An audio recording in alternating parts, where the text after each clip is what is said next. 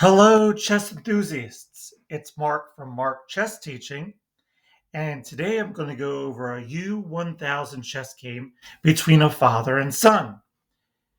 I hope you enjoy. Spoiler, the son wins. White starts with e4, e5, knight f3, knight c6. Pretty standard. We'll see this in a lot of games between players that are under 1,000.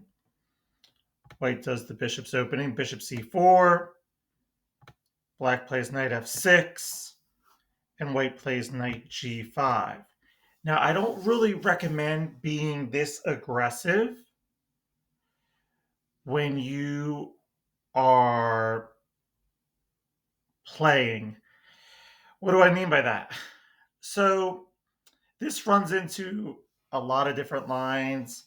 You can get away with it if you're about 400, 500. But what I would really recommend white do first is castle. Get your king to safety, and then start thinking about different types of attacking moves. But white goes for it. Knight g5. Black plays d5.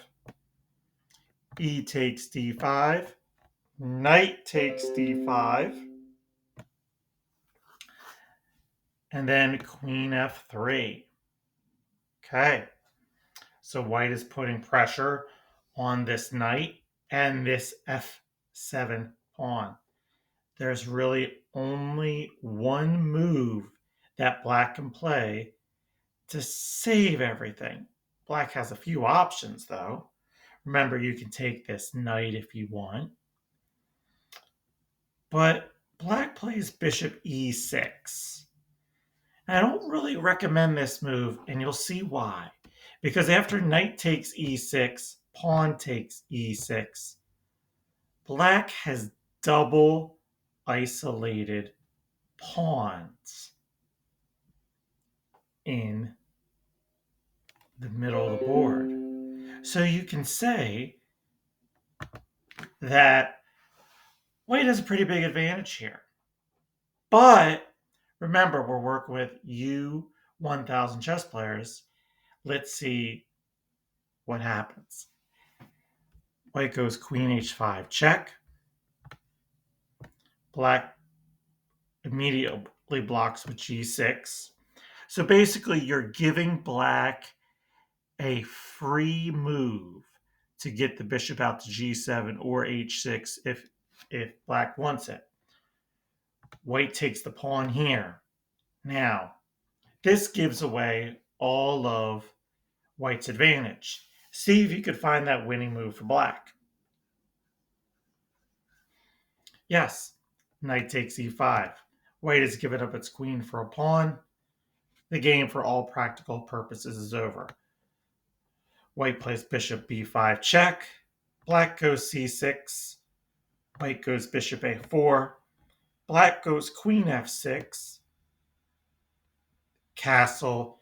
Knight g4. An attack is coming. Knight a3. I would recommend at this point knight c3 to get the knight out in the middle. But knight a3 puts it on the border. Queen h4. Yep, that checkmate's coming. h3.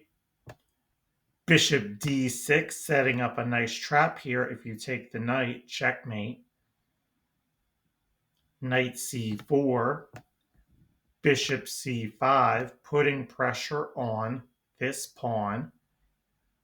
White needs to take this knight right away.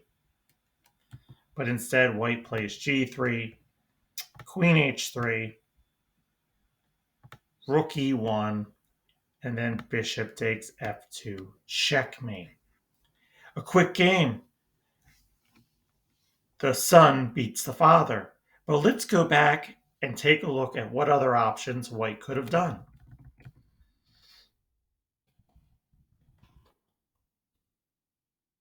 Here is a critical point in the game.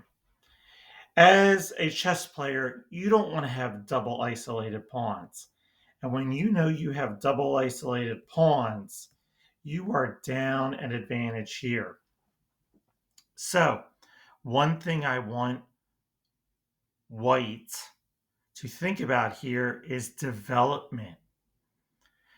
Black has a threat of knight d4 where you attack this pawn. Your queen becomes a target, but you could put pressure on that knight by going bishop b5.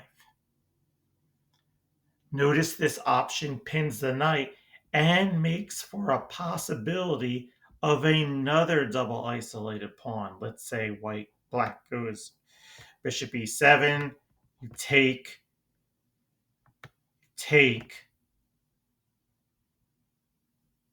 It's a lot of trouble there. So just something to think about.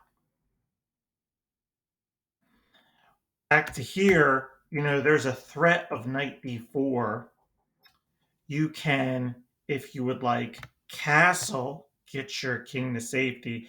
Then if knight d4, queen e4.